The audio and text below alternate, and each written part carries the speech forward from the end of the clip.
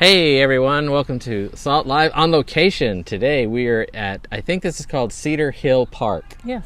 Is it Cedar Hill? Mm-hmm. It's south side of Dallas. Yes. When I looked at the map, Brett was showing me where it was at. I was surprised how you could be so close to Dallas and have a state park. Yeah. We're pretty much, we drove a mile further down the road and we were in Dallas, it said. Yeah, it's Dallas, Fort Worth, Arlington. We're just outside of that. It's like this little oasis in the middle of the Metroplex. But it's kind of cool. It's a big lake and boats. We're at the Penn Farm Amphitheater. We're going to take a walk down and see some of the old farm buildings later. Mm-hmm. But anyway. It says it was established in 1859. 1859, and the family used to own all this and run a farm, and yay, I could never be a farmer. I can't smell cows. It's, ugh. Yeah. I couldn't milk cows either. I tried once as a kid. They took us on a field trip. We went to the farm and they had us try to milk cows, and everybody got milk but me. I said the cow was empty by the time it got to me, but the farmer said I was just no good. Oops. Yeah. My mom grew up on a farm, so I'm quite sure she knew how to milk a cow. Milk a cow. Mm-hmm. Yeah. I never learned. So sad. I'm sure someday in my life that skill is going to be necessary and I will not be able to do it. But Miranda, on the other hand, will have it gifted naturally to her. Yeah, maybe. Yeah. I mean, of course, I never even tried to milk a cow. At least he tried. Yeah, that's true. So hopefully, I don't know yet because we haven't done everything. But before we started talking, you'll see some of the scenes from the park and our drive here. It's kind of cool. And we stopped at a little town called Midlothian, Texas, and had a really good lunch. That was yummy. And again, we're kind of just going around to state parks in Texas since we were gifted a state park pass for the season. And so we're going to try and hit as many as we can. So anyway, on to today's topic. It's a good topic. They're always a good topic, but today's, I think, especially good. And so, ladies and gentlemen, here's Miranda with today's moral lesson. Oh, well, Brett was going to start the whole thing with a modern version of what we're talking about, but what was it? Basically, hold on just 1 second. I'll hold on. I will enjoy the nature while Miranda continues. So basically, we're going to talk about don't worry about tomorrow, because tomorrow has enough worries of its own. Pretty sure that's Matthew 6 somewhere. And we're going to relate that to Eve and how Eve was worried and it got her into trouble. And what I thought was really funny is I actually wrote this early Sunday morning, and then I didn't take a look at the Sabbath school lesson until Monday. I was like, what? Wait, the whole week is about Eve. Every single day was about Eve. So anyways, it was kind of funny. And believe it or not, it did not change all week for the first time ever. I think I wrote it and it just hasn't changed. Wow. So that's a miracle in itself. It for sure. Yeah. So Brett has a modern day story basically going along with, we're also throwing in the building your house on the rock versus building your house on the sand. Oh, because I was trying to think a modern story about Eve, yes, but you're talking about the sand and the rock and the two houses. Gotcha. Right, yes. Come on, Florida. Yes. Yes. So everybody knows the Hurricane Ian that went through Florida, and there's a lot of devastation and a lot of loss of life. In fact, I've read several times this is the deadliest hurricane in Florida's history since way back, and I've read places where there's the deadliest hurricane in America since 100 years. But amongst all the stories, I ran into one I thought was interesting because like building a house in Florida, one of the things they talk about in insurance is that if your roof was damaged by wind, it's covered. But if it was damaged by flood, it's not. So wind damage in Florida is covered under homeowners insurance, but not flooding. And that's because they have to determine then in the hurricanes, was the damage caused by the winds or by the flood? Because one's covered and one's not. And they won't cover some houses built in certain areas they won't even cover. And so it was, I can't remember his name, but he was a former NFL football player and apparently a very smart NFL football player, who had the idea, he loved Florida, but he wanted to build a house and then a community that could stand up to the, Florida weather and hurricanes.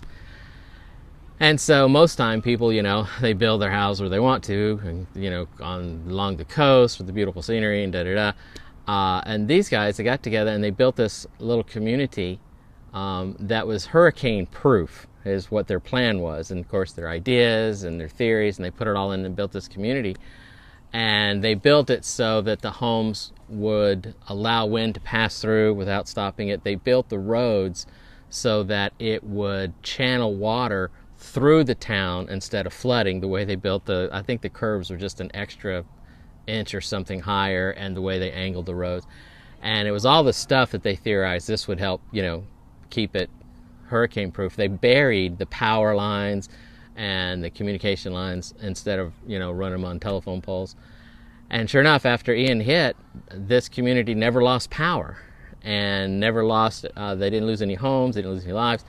And then people who had lost their homes because they were flattened by the wind and the waves and the water and the rains came down and the floods came up, and some of them went to this community for shelter because it had survived the storm. And it made me think of that, people with a house on the beach and by the beach and da-da-da, and the winds came and boosh, their house is gone. And these guys thought, let's build smart, and they built inland, which I guess would be kind of on the rock. And the way they built it, it was able to withstand the storms, much like the man who built his house upon the rock, because the wise man built his house upon the rock. And when the winds came, the floods came up, and it didn't go splat. I'll keep singing. I can't remember the words. The rain came down and the floods came up. That's it. Yeah, the rain came down, the floods came up, and the rains came down, the floods came up, and the house on the sand went splat. Anyway. Okay, very good. And you didn't even go to. I didn't even get it. Yeah. Go to credit roll. No, I didn't. Probably not even the first time, let alone the second time with Aspen. No. Well, we went in that's Las right. Vegas. We did. Yeah. Yeah, but you were a pastor, so Yeah, I you was weren't able pastor, to go all so the time. no, So yeah. Yeah. Yeah, and honestly, they had more contemporary music in Aspen Sabbath School class, and Yeah, they were little already kids' song. playing to them the praise music. I don't know why. Yeah, it was kind of interesting, but anyway, it was a really good kids Sabbath School class. Yeah. She had a really good program. Yeah. So, anyways, yeah, we're talking about worrying about the future and where Jesus says, "Don't worry about the future" and such. So, anyways, I remember particularly as a kid growing up, relatives, maybe people at church and such, talking about, last days, and I hope I can make it through that, and things like that.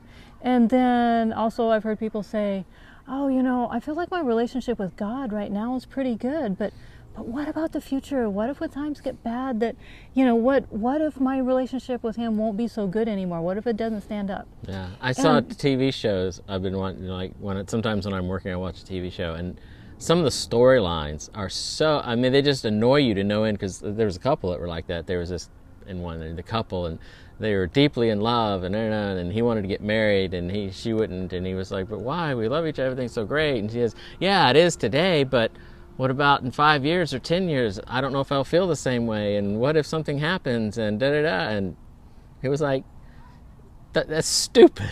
You can't predict the future. You can't.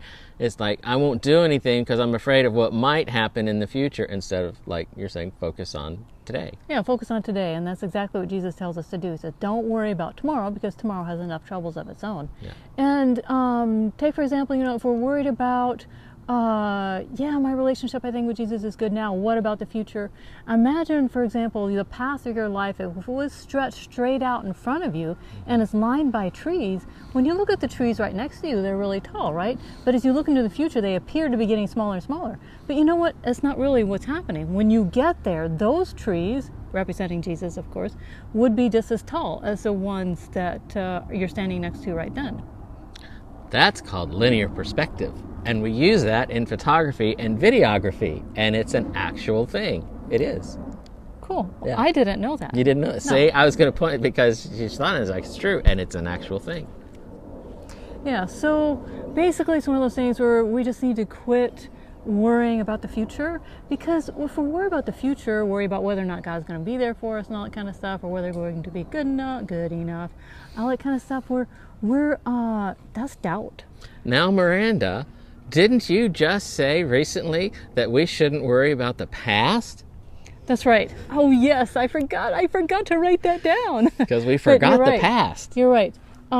We talked about leaving the past in the past, or we end up in the past. In the past. And we never there. really move forward into the future. Yeah. But the same thing goes for leaving the future in the future. Mm-hmm.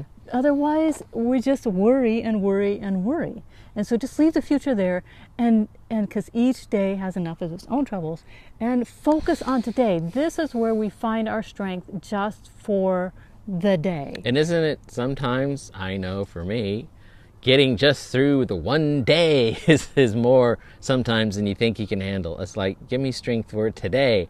I don't even have energy to worry about tomorrow and the next week and the next. Yeah. Okay, take for example the story of the man who built his house on the rock versus a man who built his house on the sand. There was daily living, daily building of the house. And then one day the man has a house built on the rock, right? Because every day, every single day he was building on that. Well, same for the man who built on the sand. Every single day he was building on that. So it's like a worship top I gave the girls at Campion one evening. The girls' dorm was made of a big cement block, and you could see that on the inside of the chapel. And basically, I made an analogy that said, you know, the guy who built this, or the guys who built and stacked each of these big cement blocks, they remember building the building. Absolutely. They go, yeah, I built that. But they aren't going to remember laying each and every single block. And yet here it was many years later, and it still stood. It was still strong. And that at that point in time are related to, you know, we're building the buildings of our lives basically. And what is your building going to look like 20 years from now, 30 years from now, as you may not remember each and every single thing you did in each day, but each one puts a block in your life. And will that be a block that is holding up your building strong? I did. You did? I did. And tell us about that. It did not go well. It didn't. I was laying brick because I thought, how hard can this be? And I think it was when I was in California, I think, and maybe in Tennessee. But I got a bunch of brick, and I was like, it's just stacking brick like every other brick, and dead off center, and it's nothing. And so I kept, and back in those days, I was more concerned about finishing and, you know, that it would look good and finished and everything than I didn't pay attention to the individual brick. So you're building it on the sand. It's hard. I mean, I got so far, and my brick, I mean, the whole thing was wild, and it's like, how is this possible? You know, and because it was terrible, and it fell down, and I never could figure it out. And one of it is because I was in a rush. I wanted to see the finished product. I didn't take it one. I mean, I had to do one brick. No, actually, sometimes I did two at a time. I remember that. Oops. So, B&B Brickyards will come and build your wall for cheap because it won't stand. Yeah. So, anyways, take for example a real bricklayer. Who's laying the brick, right?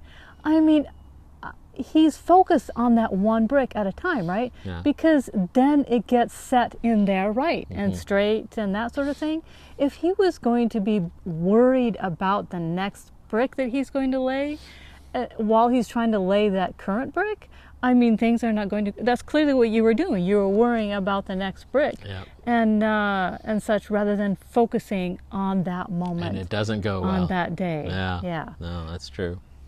And so this is how the wise man, you know, built his house upon the rock. He took the time to focus each brick as he was laying it, and the next brick comes along and he focuses on that, and the next one comes along and he focuses on that. And in the end, you know, he's got a house that stands firm and doesn't fall down. I did ask a bricklayer about that once, and he said that, yeah, you have to make sure when you lay one brick, before you do anything else, you make sure that one is squared up. Like, it has to be squared in all four dimensions, and it has to be in the right place, all four dimensions, or the next one will be off, the next one will be off, and you get the, but you have to make sure the one brick is completely squared and then do the next brick. And they're just so good at it, they can do it really fast because they've done it for so long, but they're still doing one brick and making sure it's squared up, and then they do the next brick. Yeah. And so now we've arrived to how this relates to Eve in the Garden of Eden. And here, how it relates to Eve in the Garden of Eden. I'm backing you up. Oh, okay. And so, we're going to go back to Matthew 6 there, and Jesus starts out this passage. Well, actually, he's ending up a different passage, I think, before he heads into the do not worry section. But he says, you cannot serve two masters, for you will love one and hate the other, despise one and be loyal to the other. And because you cannot serve both God and money. And then right after that he says, for this reason I tell you, don't worry about tomorrow. Don't worry about what you're going to eat, drink, or wear, because is the body not worth more than clothing, and body and life more than food? Mm-hmm. So basically, you can't serve both God and money.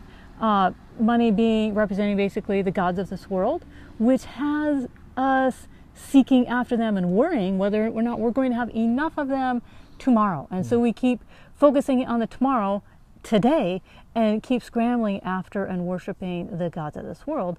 And we can really only honestly serve one God and not the other. And so it's worry that has us doing that.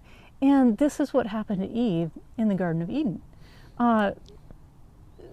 Satan said to her, if you eat this fruit, you're going to be like God, and going to know good from evil. And wow, I mean, how appealing, right? To be like God, and if she didn't, she wouldn't be like God. Oh my goodness.